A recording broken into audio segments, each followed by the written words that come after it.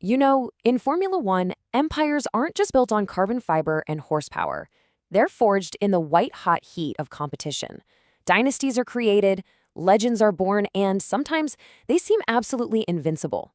But history, well, it teaches us one undeniable truth. Every single reign, no matter how dominant, eventually has to end, and a new power is always waiting to rise up and take its place. Let's be honest, in any sport, some eras feel like they're going to last forever, right? But in Formula One, the only thing that's truly constant is change. And boy, have the last two seasons proven that in the most spectacular way possible. After years of watching one team just rewrite the record books, the competitive heart of this sport has been completely reignited. And the balance of power, well, it's been totally upended. So, to really get a grip on the seismic shift we've just witnessed in Formula One, we have to look at how the power changed hands right at the absolute pinnacle of motorsport. I mean, for what felt like an eternity, it was all about Red Bull racing. But then, boom, the tables completely turned. We saw the first cracks appear back in 2024, and by 2025, a whole new order was in place. A new driver, Lando Norris, now wears the crown, and an old giant, the legendary McLaren team, is back on top of the constructor's throne. And this number, 26, it just perfectly sums up the sheer scale of this comeback. When McLaren finally clinched that constructor's championship in 2024, it was the climax of a massive, painful rebuilding effort. It took them 26 long years to get back there, ending a drought that stretched all the way back to 1998. And that's the thing, right? McLaren's victory wasn't just another win. No way. This was a return to a super exclusive club, a re-entry into the pantheon of super teams that have literally defined what Formula One is for more than 75 years. So check this out. This table pretty much lays out the royal family of Formula One. You've got Ferrari, standing all alone at the top. They're the benchmark for absolutely everyone. But right behind them, you see this incredible cluster of legendary British engineering outfits, each of whom have had their time in the sun, proving that the heartland of F1 innovation is really just outside of London.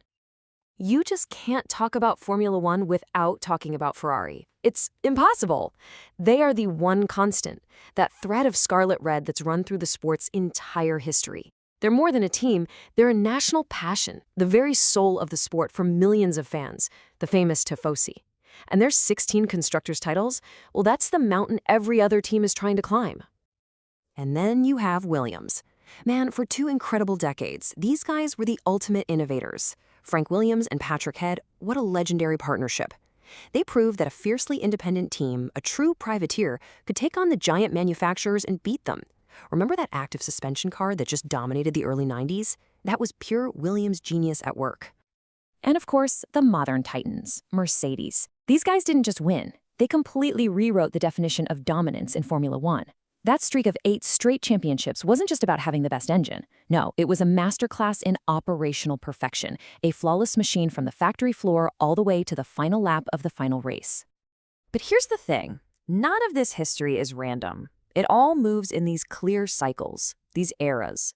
And almost every single time, the trigger for a new era is a massive rule change that one team just figures out better and faster than anybody else. You can literally map out the modern history of the sport just by looking at these periods of absolute dominance. First, you had Ferrari's golden age with Schumacher, then Red Bull's first dynasty with Vettel, which was followed by that seemingly unstoppable Mercedes machine, and then of course, Red Bull's powerful comeback when the ground effect rules came into play in 2022. Okay, so with all that context, you can see why McLaren's comeback is just so monumental.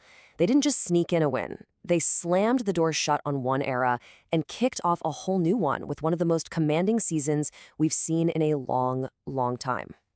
So after they grabbed the constructors' title in 2024, they used that momentum to launch an all-out blitz in their 2025 campaign. The team was just relentless. 12 Grand Prix wins in the first 18 races alone. Just think about that for a second. And their drivers, Lando Norris and Oscar Piastri, well, they were practically living on the podium. Together, they snagged a team record 28 podium finishes. Now, that's not just incredible talent. That's a sign of a car that is absolutely bulletproof and consistent. And here's the real kicker. 9 1-2 finishes That is the ultimate mic drop in Formula One. It is the clearest signal you can send that your car is simply on another planet, totally untouchable by the rest of the field. So this incredible performance didn't just get them a trophy, it literally rewrote the history books. As Motorsport Tickets put it, this win moved them up into sole possession of second place on that all-time leaderboard. That is a truly historic achievement for the team from Woking. But here's a really cool thing about Formula One that you might not think about. The name on the side of the car, it doesn't always tell you the full story. To really understand a team's true identity, its DNA, you gotta look past the paint job and into its factory, its people, and its unbroken lineage. Just take the dominant Mercedes team, right? The powerhouse. Their factory, which is based in Brackley, England. Well, its championship-winning history goes way, way back. It traces all the way through Braun GP, Honda, BAR, and back to the legendary Terrell racing team of the 1970s. The very walls of that factory have seen champions crowned under a bunch of different names. And this isn't a one-off thing. It's a theme you see all over the grid. That institutional know-how, that engineering muscle, it sticks around, even when the owners and the logos change. Red Bull's base in Milton Keynes? That used to be Jaguar. Alpine's hub in Enstone? That was once Benetton and Renault. The foundations for victory are built over decades. So what does this all come down to? Well, it's this. While the drivers become these incredible, larger-than-life legends, it's the teams, these enduring institutions with history baked into their very walls that are the true bedrock of Formula One. And McLaren's incredible resurgence is the ultimate proof that no dynasty is permanent. And listen, the next great reset, it's right around the corner. We are talking a massive, ground-up overhaul of the technical rules for 2026. All new power units, active aerodynamics. These are some of the most complex and expensive parts of F1 engineering, and they are specifically designed to shuffle the entire grid all over again. So that's the big question on every single fan's mind, isn't it? Will McLaren's new era of dominance continue? Will Red Bull or Mercedes engineer a brilliant return to the top? Or will an entirely new giant emerge from the pack to seize the moment? In Formula One, the one thing you can always count on is that the cycle is about to begin anew.